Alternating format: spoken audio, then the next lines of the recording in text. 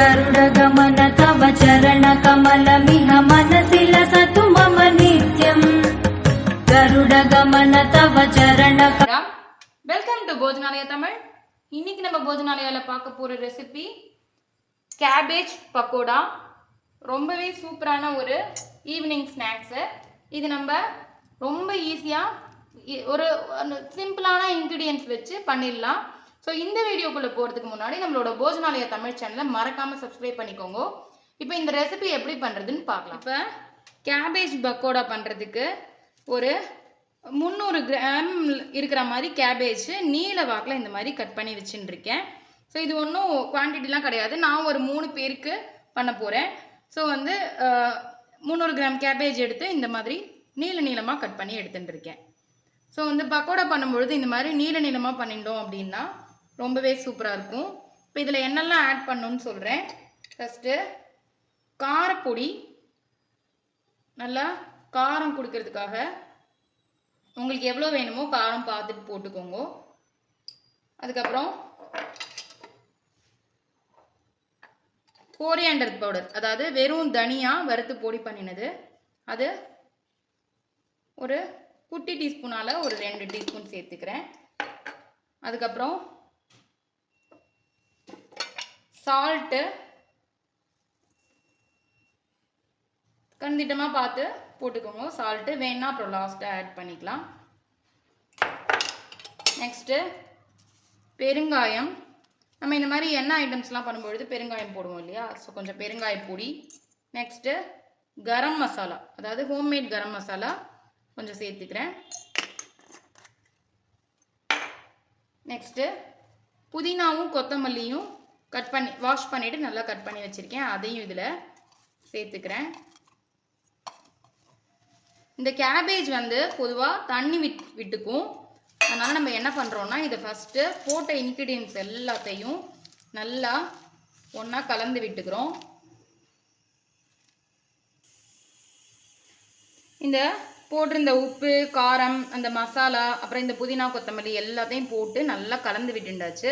இது பாருங்கள், இப்போ இதோட குவான்டிட்டி கொஞ்சம் அப்படியே குறைய ஆரம்பிச்சிருக்கும். ஏன்னா இது வந்து எல்லாத்துக்கும் ஒன்றா அப்படியே பிளெண்ட் ஆகி தண்ணி விட்டுக்க ஆரம்பிச்சுக்கும். இந்த ஸ்டேஜில் என்ன பண்ண போகிறோம்னா, இந்த கேபேஜ் பக்கோடாவுக்கு நம்ம தண்ணியே விடக்கூடாது. மாவுக்கு வேணும்னா சொட்டு விட்டுக்கலாம், அது கூட வந்து விடக்கூடாது. இந்த இருக்கிற தண்ணியிலேயே நம்ம பண்ணிட்டோம்னா பக்கோடா வந்து எண்ணெய் குடிக்காது. ஸோ இதில் கடலை மாவு ஒரு 4 ஸ்பூன் சேர்த்துக்கிறேன்.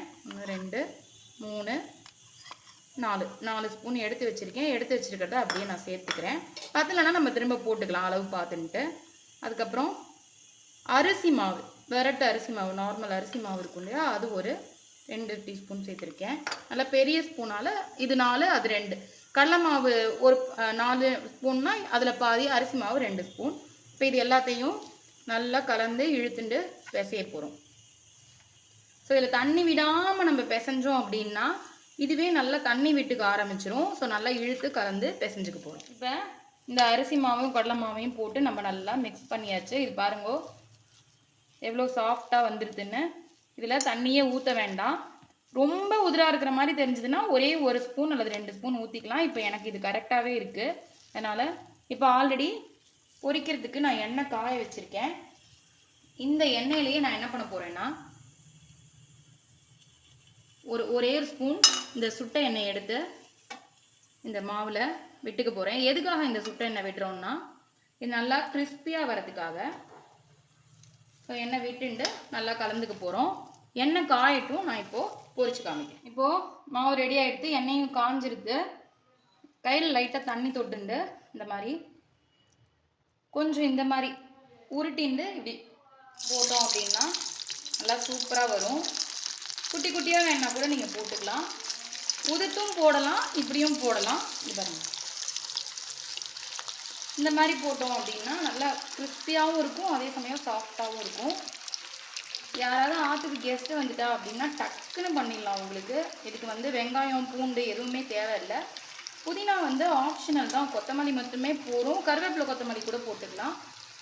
பட் புதினா போட்டுட்டோம்னா ஃப்ளேவர் வந்து டிஃப்ரெண்ட்டாக இருக்கும். ட்ரை பண்ணி பாருங்க. ஸோ அவ்வளோதான். சிம்மில் வச்சுட்டு வேக விட்டோம் அப்படின்னா நல்லா வெந்துடும். பெருசாக வச்சோம் அப்படின்னா வெளியில் வேகும், உள்ளே வேகாது. ஸோ வந்து நல்லா வெந்ததுக்கப்புறமா திருப்பி போட்டு எடுத்தோம்னா சூப்பராக இருக்கும். இப்போ இது ஒரு பக்கம் வெந்திருக்கு. மெதுவாக இதை அப்படியே திருப்பி போட்டுடலாம். அவ்வளோதான். நல்லா வெந்த ஒன்று திருப்பினோன்னா உடையாமல் சூப்பராக வரும். நல்லா கோல்டன் கலரில் ஆகட்டும், நம்ம எடுத்துடலாம். அவ்வளோதான். இது இப்போ நல்லா வெந்து மெதுவாக அந்த பபிள்ஸ் அடங்க ஆரம்பிச்சிடுது பாருங்க. இது உள்ளேயும் வெந்துருக்கு நல்லா கோல்டன் கலரில் சூப்பராக. உங்களுக்கு உதுத்து வேணும் அப்படின்னா நீங்கள் உதுத்து கூட போட்டுக்கலாம். ஃபஸ்ட்டு போடும்பொழுது சப்போஸ் பிரிகிற மாதிரி இருந்ததுன்னா பயப்பட வேண்டாம். இன்னும் கொஞ்சம் அரிசி மாவு ஆட் பண்ணிட்டேன் அப்படின்னா நல்லா இந்த மாதிரி பால்ஸாக சூப்பராக வரும். அவ்வளோதான். இப்போ வெந்துருக்கு. நம்ம இதை எடுத்துடலாம். பாருங்க எவ்வளோ சூப்பராக வந்திருக்குன்னு. நம்ம வெங்காயம்லாம் எதுவுமே சேர்க்கலை. நல்லா அழகாக உருண்டையாக வந்திருக்கு. ஒன்று ஒன்றா அப்படியே எடுத்துட்டு இது எல்லாத்தையும் ஒரு ஆயில் டிஷ்யூவில் நம்ம போட்டாச்சு. இதே மாதிரியே எல்லா மாவையும் போட்டு எடுத்துக்கலாம். சூப்பரான கேபேஜ் பக்கோடா ரெடி ஆகிடுது. நான் சொன்ன மெஷர்மெண்ட்டில் இதே மாதிரி எல்லாருமே ட்ரை பண்ணி பாருங்க. சிம்பிளான இன்க்ரீடியன்ஸ் தான். நம்மக்கிட்ட இருக்கிற இன்க்ரீடியன்ஸை வச்சு ஒரு 10 மினிட்ஸில் பண்ணிடலாம். அடுப்பில் எண்ணெயை காய வச்சுட்டு நம்ம இந்த மாவை ரெடி பண்ணினோம் அப்படின்னா 10 நிமிஷத்தில் ரெடி ஆகிடும். ஸோ வந்து சப்போஸ் உங்களுக்கு உதுத்து வேணும்னா உதுத்து போட்டுக்கலாம். இல்லை நீங்கள் வந்து இந்த மாதிரி பால்ஸாக வேணுனாலும் பால்ஸாக போட்டுக்கலாம். வரல அப்படின்னா பயப்பட வேண்டாம். கொஞ்சம் மேலே இன்னும் கொஞ்சம் அரிசி மாவு தூவிக்கோங்க. தண்ணி விடாமல் நம்ம இதே மாதிரியே இருக்கிற அந்த காயில் இருக்கிற தண்ணியை வச்சே பண்ணிக்கலாம். ஒரு ஃபேண்டாஸ்டிக்கான ஈவினிங் ஸ்நாக்ஸு. இது பாருங்க எவ்வளோ சூப்பராக வந்திருக்குன்னு. இந்த மாதிரி சாஸ் தொட்டுன்னு சாப்பிட்லாம், வெறுமனையே சாப்பிட்லாம். யாராவது கெஸ்ட்டு வந்துட்டா அப்படின்னா டக்குன்னு பண்ணிடலாம். ஸோ இந்த ரெசிபி பிடிச்சிருந்ததுன்னா நம்மளோட போஜனாலயா தமிழ் சேனலை மறக்காமல் சப்ஸ்கிரைப் பண்ணிக்கோங்க. ஃப்ரெண்ட்ஸ் எல்லாருக்கும் ஷேர் பண்ணுங்க. இந்த ரெசிபி எப்படி இருந்ததுன்னு பண்ணி பார்த்துட்டு மறக்காமல் உங்களோட ஃபீட்பேக் சொல்லுங்க. நிறைய பேர் பார்க்குறது சப்ஸ்கிரைப் பண்ணுறதில்ல. சப்ஸ்கிரைப் பண்ணிவிட்டு நோட்டிஃபிகேஷனையும் ஆன் பண்ணி வச்சுக்கோங்க. திரும்பவும் ஒரு ஃபென்டாஸ்டிக்கான ரெசிபியில் உங்களை மீட் பண்ணுறேன். தேங்க்யூ. ராம் ராம்.